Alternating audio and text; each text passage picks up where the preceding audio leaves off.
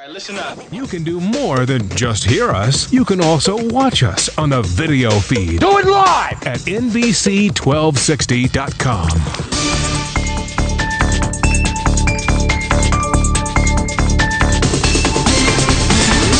And welcome back to Beyond the Curve, providing strategic insights on international business and international law. I'm Jeffrey O'Brien, alongside my co-host, Dr. Adriana Sanford, Anish Gore, and Ryan Gregg. Let's talk about emerging markets. I understand they are unlike other more traditional markets, so tell us how, Dr. Sanford. There is a difference in looking at these countries, and a lot of times multinationals have a standard way of doing business overseas.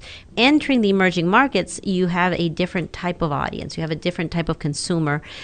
A lot of them are low income. They have a lot of variability in infrastructure, and there's a lot of cheap labor, and the way you market to these countries is different, and it's important to understand each of these cultures, and it's important to understand that maybe your product will not sell as well. You know, an example is Kellogg. When Kellogg in the mid-1990s decided to enter into India with cereal, they were doing very well in the United States, and they went in and began using the same advertising position that was common in the West. Well, what happened is it didn't really resonate with the mass market. Not only was the price not right, but a lot of the individuals in India, they don't eat cereal for breakfast. They eat biscuits. So Kellogg's had to make a biscuit. The Kellogg biscuit was very successful. And it turns out that they actually eat cereal. They roast it, and they have it with beer at a later time. So other countries will not necessarily use your product the way you think it's going to be used. And you have to be aware of all of that when you're entering. It's a different being international, and it's different being global. On a more recent example, Carrefour, a French retail, when they entered China, they pretty much designed all their stores based on Chinese market and consumer preference, whereas Walmart come in and try to establish same exact model as U.S. department stores or retail stores, and Chinese people, when they walk in, they were like, they didn't want to feel like they were in the U.S. They wanted to feel like they were at their local home grocery store to do shopping. So Walmart had to take a step back and revitalize all of its operations and marketing strategy. So it's sometimes it's very important to pay attention to who you're targeting. And it doesn't matter how big you are.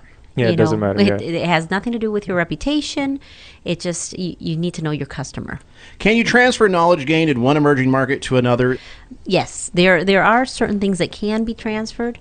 You may not be able to transfer your product exactly or the advertising, but the techniques that you're using, you might be able to use over and over again. Market segmentation. I'll give you an example. Soaps in the United States. The way you look at soaps in the United States, you've got tons of different products. You've got the lather, the moisturizing soap. You have freshness. We have skin type. We have fragrance. The list goes on and on.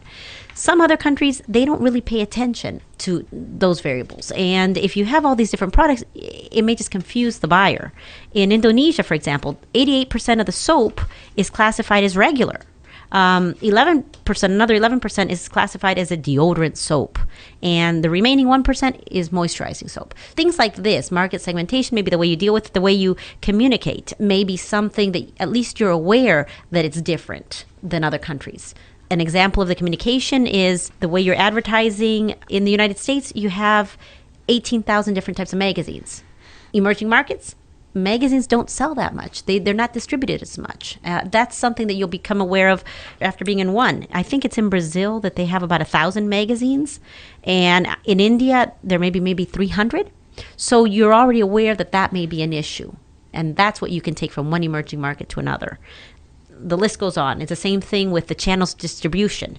You need to be aware that in certain countries, the packaging needs to be stronger or needs to be more weather resistant. There are different issues that you may not necessarily have in more developed countries. Well, you mentioned the lack of narrowly focused media and how it probably limits the ability of marketers to segment their markets and increase the effective cost per hit of advertisements. What do you do? Well, that's a great place for groundswell too. You know, if this is how I'm saying, you know, we now need to take a look at different things and different cultures and what works in that country, not necessarily will work somewhere else. Groundswell, you find out how people there are communicating. Another good example is what happened with Coca-Cola. It was Coca-Cola that went in with a beautiful campaign, and it was a TV commercial. and into one of these countries, and it was just the amount of work that they put into this commercial and the color and whatnot was lost because 60% of their market in that country only had black and white TVs.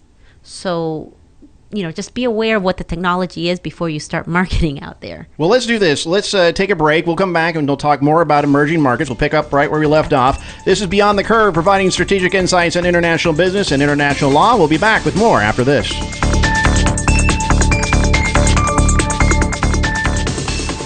NBC 1260.